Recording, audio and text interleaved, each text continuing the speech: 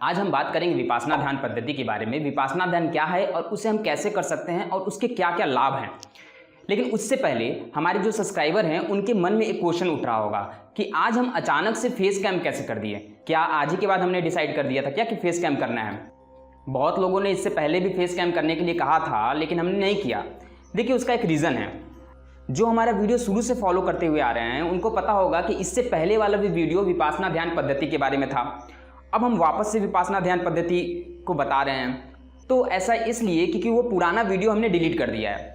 और उसका रीज़न ये था कि उस वीडियो में एक छोटी सी क्लिप थी जिस पर किसी ने मुझे कॉपीराइट क्लेम कर दिया है, और जबकि वह वीडियो फ्री की थी और पिक्साबे से हमने लिया था। बट कुछ चीज़ें हैं जिसकी वजह से वो कॉपीराइट क्लेम आया, और कैसे आया, क्यों आया, इसके बारे में हम लोग लास्ट में बात करेंगे। और इस वीडियो को बनाने में कितना मेहनत लगा है और कितनी प्रॉब्लम हुई है ये भी हम बताएंगे। कितने जुगाड़ के बाद ये सब चीज़ें बनी हैं वो भी हम आपको बताएंगे। लेकिन इससे पहले हम लोग जान लेते हैं विपासना ध्यान पद्धति क्या है और विपासना ध्यान किस तरीके से किया जा सकता है। देखिए, विपासना ध्यान कोई नई पद्धति नहीं है, ये बहुत पुरानी पद्धति है। लेकिन इसका उद्भव भगवान बुद्ध ने किया था, यानी कि भगवान बुद्ध द्वारा जो भी ध्यान की टेक्निक सिखाई गई वही विपासना ध्यान पद्धति कहलाई। अब जो यह टेक्निक है ये भगवान बुद्ध से भी पहले की टेक्निक है। ऐसा नहीं है कि ये डायरेक्ट भगवान बुद्ध ने ही बताया, इससे पहले भी इस टेक्निक को किया जाता था, लेकिन उसका रूप और रंग थोड़ा सा अलग था। इसको भी हम अच्छे तरीके से समझेंगे, लेकिन हम समझते हैं कि पहले विपासना ध्यान पद्धति क्या है। देखिए, विपासना ध्यान का सीधा सा मतलब होता है कि हम अपने चीज़ों पर ध्यान दें। चीज़ों मतलब हम अपने आप पर ध्यान दें। अब इसका प्रारंभ कहाँ से होता है? इसका प्रारंभ हम अपने श्वासों से करते हैं, यानी कि सर्वप्रथम हम अपने श्वास पर ध्यान देते हैं। इसके लिए आप किसी भी एकांत जगह पर बैठ जाइए, किसी भी आसन में बैठ सकते हैं। सुखासन, पद्मासन, सिद्धासन और ब्रजासन। वैसे आप विपासना ध्यान पद्धति किसी भी स्थिति में बैठ के कर सकते हैं, यानी कि आप कुर्सी पर भी बैठ के कर सकते हैं, और आप अगर पद्मासन नहीं लगा सकते हैं तो आप सिद्धासन या सुखासन में भी बैठ सकते हैं, जिसमें आपको आरामदायक स्थिति हो, उसमें आप आराम से बैठ जाइए। अब आपको करना क्या है कि आपको आंखें बंद करनी है। इसके बाद आपको एक लंबी गहरी सांस लेनी है। श्वास पेट तक जानी चाहिए। श्वास लेने की एक टेक्निक है। आजकल के लोग श्वास हमेशा हृदय तक ही लेते हैं, यानी कि पेट तक श्वास जाता नहीं है। आपको फील होना चाहिए कि श्वास पेट तक जा रही है, तो आपको श्वास पेट तक ले जाना है और उसे बाहर निकाल देना है। इस प्रक्रिया को आपको 3 बार करना है। अब आपको अपने श्वासों पर ध्यान देना है, यानी कि श्वास किस तरीके से अंदर जा रही है, गले, हृदय और पेट में किस तरीके से जा रही है, और वापस पेट, हृदय और गले से होते हुए नाक से बाहर किस तरीके से निकल रही है। इसी को आपको ध्यान में रखना है, यानी इसी पर आपको ध्यान देना है। अब अगर आप इसी चीज़ को लगातार ध्यान करते रहेंगे, यानी अपने श्वासों पर लगातार इसी प्रक्रिया से ध्यान देते रहेंगे, तो यही होता है विपासना ध्यान पद्धति। अब इसे कितने मात्रा में करना है ये ध्यान देने वाली बात है। देखिए, विपासना ध्यान पद्धति आप 1 घंटा सुबह और 1 घंटा रात्रि में कर सकते हैं। सुबह उठने के बाद फ्रेश हो जाइए, इसके बाद आप इस प्रक्रिया को कर सकते हैं।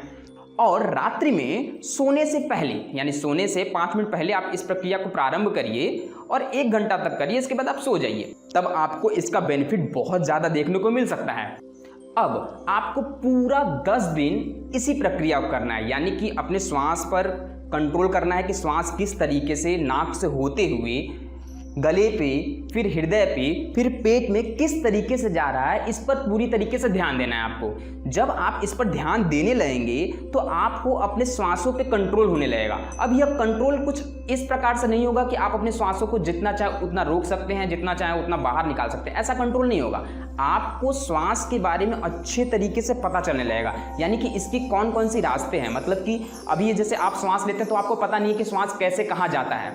इतना आप लोग को पता होगा कि श्वास हृदय से होते हुए पेट में जाता है, लेकिन उसके रास्ते आपके माइंड में नहीं याद होंगे। तो जब भी आप श्वास लेंगे तो नाक से होते हुए तो आप उसे फील करेंगे कि हाँ, ये श्वास हमारे नाक से होते हुए, गले से होते हुए, हृदय से होते हुए पेट में जा रहा है। जब इस रास्ते को आप अच्छे तरीके से फील करने लगे, यानी याद हो जाए, तब समझ लीजिए कि आपका यह पहला पड़ाव पार हो गया। अब आपको यह 10 दिन करेंगे तो आप अच्छे तरीके से इस रास्ते को याद कर लेंगे, यानी यह किस किस तरीके से अंदर जा रहा है इसे आप याद कर लेंगे। अब आपको क्या करना है, जब आप इस तरीके को याद कर लिए, यानी इस तरीके को आप समझ लिए कि किस तरीके से अंदर जा रहा है, अब आपको इससे भी सूक्ष्म चीज़ों पर ध्यान देना है। यानी कि जब श्वास अंदर जा रहा है तब नाक से किस समय, किस अवस्था में यह वापस से मुड़कर गले में वापस आ रहा है, और गले से किस समय हृदय में जा रहा है, और हृदय से किस समय पेट में जा रहा है, और हृदय में किस तरीके से वायु रक्त के साथ घुल मिल रहा है, इस पर ध्यान देना है। हाँ, यह थोड़ा सा मुश्किल चीज़ है, लेकिन आप इसे कर सकते हैं। जब हम इसे करना स्टार्ट किए तो मेरे लिए भी बहुत मुश्किल था, लेकिन हम श्वास वाली पद्धति को बहुत पहले से करते आ रहे हैं, इसलिए इस पद्धति को करने में मुझे ज़्यादा मुश्किल नहीं हुआ। जैसा कि हमने आपको पहले ही बताया है कि यह पद्धति बहुत ही पुरानी पद्धति है। भगवान बुद्ध ने इसको पुनर्जीवित कर दिया, इसके वजह से इसका नाम विपासना ध्यान पद्धति पड़ा। लेकिन इस पद्धति को हमारे ऋषि मुनि बहुत पहले से करते आ रहे हैं। श्वासों पे ध्यान देना कोई बहुत नई टेक्निक नहीं है, ये बहुत ही पुरानी टेक्निक है, क्योंकि अगर हम श्वासों पर ध्यान देंगे तो हम स्वतः पर ध्यान देने लगेंगे। अब यहाँ पर सब मिलाकर विपासना ध्यान पद्धति का कहने का तात्पर्य यह है कि हमको अपने आप पर ध्यान देना है। तो सबसे पहले हम श्वासों को क्यों ध्यान दिलवाते हैं? श्वास ही एक ऐसी चीज़ है जो हमारे रोम रोम में जाकर बसती है। हमारे शरीर में कितने वायु हैं इसके बारे में हम आपको विस्तार से बताए हैं। आपको अगर देखना हो तो लिंक हम आपको डिस्क्रिप्शन में दे रहे हैं और आई बटन पर भी दे रहे हैं, आप जाकर उस वीडियो को देख सकते हैं अगर आपको जानना है कि हमारे शरीर में कितने प्रकार की वायु और क्या क्या वह कार्य करती हैं। तो यह जो हमारा श्वास है यह हमारे पूरे रोम रोम में जाकर बसता है। तो जब हम 10 दिन तक इस श्वास पर ध्यान देंगे, यानी कि श्वास किस तरीके से अंदर जा रही है और पेट में कितने देर तक ठहर रही है और वो वापस किस तरीके से बाहर निकल रही है, जब हम इस पर 10 दिन तक ध्यान देने लगेंगे तो 10 दिन के बाद इसमें और भी सूक्ष्मता से हम ध्यान देना शुरू कर देंगे। अगर हम 10 दिन के बाद और सूक्ष्मता से ध्यान नहीं दे भी पा रहे हैं तो हमें कोशिश करना चाहिए कि हम इसे और सूक्ष्म तरीके से जानें। जितना ही हम इसमें सूक्ष्म तरीके से डूबते जाएंगे उतना ही हम विपासना ध्यान पर कंट्रोल करते जाएंगे। अब इसके डूबने की एक प्रक्रिया है। अब इसको डूबना किस तरीके से करते हैं? जब हम श्वास ले रहे हैं और छोड़ रहे हैं। अभी तक तो मेरे दिमाग में इतना ही था कि श्वास को लेना है, रोकना है या नहीं रोकना है और धीरे धीरे छोड़ देना है, यह हमारी प्रक्रिया चल रही थी। अब आपको सोचना है कि जो हम प्राण ले रहे हैं वह तो एक वायु है जो ऑक्सीजन के रूप में हमारे शरीर में जा रहा है। अब ऑक्सीजन किस तरीके से हमारे रक्त में घुल रहा है इस पर आपको ध्यान देना है। यह थोड़ी सी कठिन प्रक्रिया हो सकती है, लेकिन जब आप इसे करने लगेंगे तो आपको समझ में आ जाएगा कि यह किस तरीके से हो रहा है।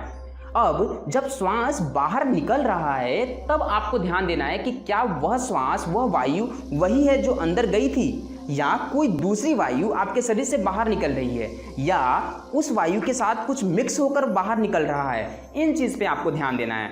जब आप इस चीज़ पर ध्यान देने लगेंगे ना तब आपको समझ में आने लगेगी कि ये चीज़ हमारे शरीर पर किस तरीके से कंट्रोल करता है। देखिए, इसे आप बस 21 दिन करिए, आपके शरीर में इसका कमाल का बदलाव देखने को मिलेगा।